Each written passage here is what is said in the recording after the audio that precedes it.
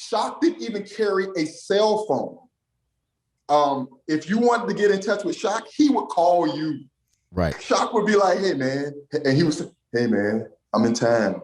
You know, let's link up." That's Shock. Right. I'm like, man, I left you a voicemail. You had to leave him voice messages. You couldn't, or I'm like, and you calls my, "Hey Major, have you seen Shock?" You're like, "Oh, he might be in town." That's how it was. And just a little hip hop history.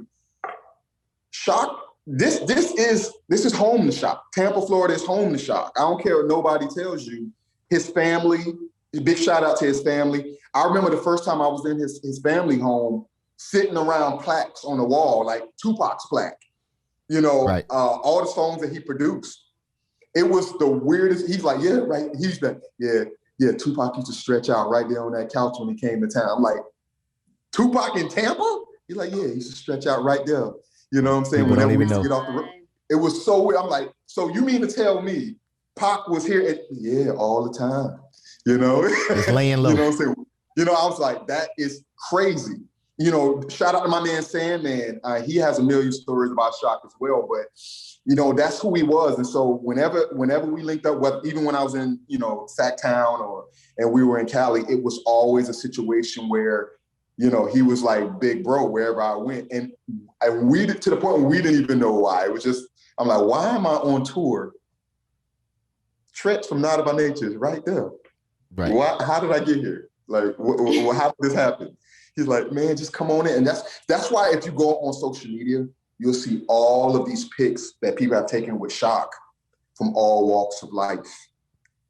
White, Black, African, you like, he just was really just that neutral guy. So when I saw these articles literally right after he passed away, it just kind of bothered me so much because I'd already, with Black Rob and DMX, all guys that I have crossed paths with through my life. Right.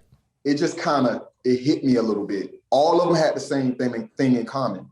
After a while, we were talking about the negativity. We were talking about who paid for whose arrangements, who did this, who did that. This man, why are we talking about this right now? Do you know what this dude has done, to not just my life and my career, but just the world around him? Like I listened to this dude recording a track that he was producing for Prince, in the studio. Right.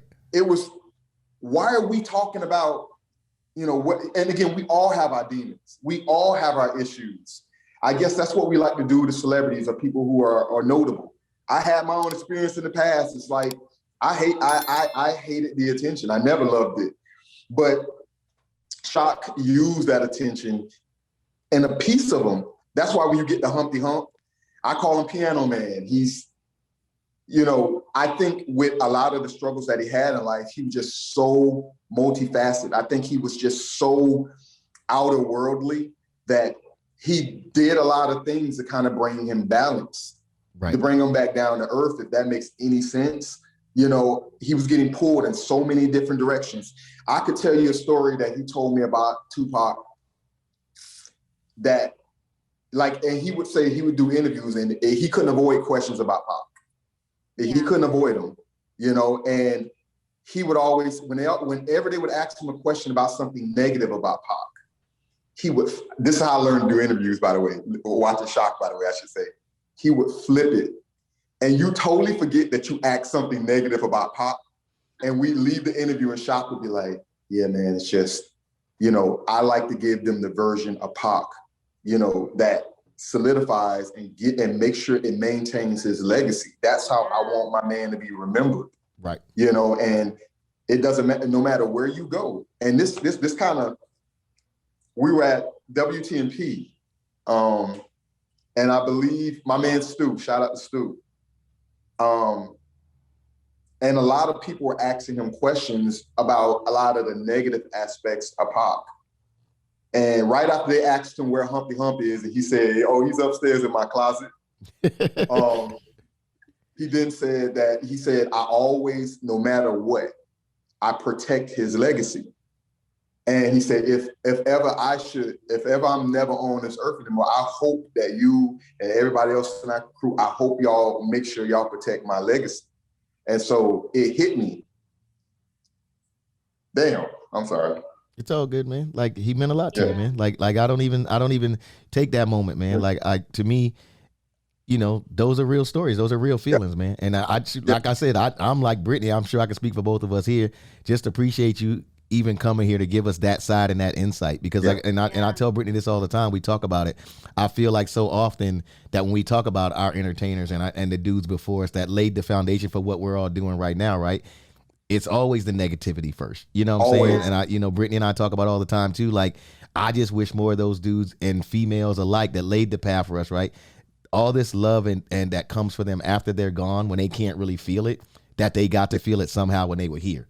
That we could find a way, that we could have found a way to show DMX that we really here for him, that when he gets ready to smoke whatever that's going to take him to another place that we don't want DMX to be, that we could lose him, that he could call all of us and be like, yo, just go live. We're going to be here and listen to you talk right now, instead of you smoking, instead of you being by yourself in that space, right, that takes you there. And I think, to me, that's something we need to figure out, because a lot of these dudes who started it for us, they're getting up in age. And I don't mean just dudes. I mean like the Queen Latifahs, those people, the Salt and Peppers. They were heroes. The MC Lights, those are heroes in this hip hop culture that we live in. You know what I'm saying? And they're getting, you know, they in their 40s and 50s now. So we could be talking about hearing more of these stories, you know. But go ahead. It doesn't, and to add to that is, and I think I hit you up. I mean, even with the shotgun situation, right?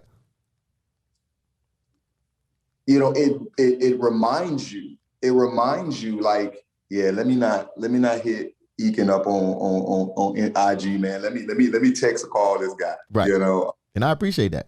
Yeah, man, it's just like, you know, and not to blow it up, but Ekin, for those who don't know, was a dude who embraced me like many, many years ago as well. And just a dude I've always admired your work ethic. Like, please tell Brittany more about that work ethic. Please tell her more. She think that I just come here and sit on this pod and get on her case. Listen, tell her, please. No, I'm playing. This man does not sleep. If he says he's gonna do it, Ekin gonna beat you there every single time. Yeah. And just to do, and I remember watching him over the years, and I was talking to, I forgot who I was talking to, man. DJ Purify. I forgot who I was speaking to, but we was ranking some of the DJs just in general.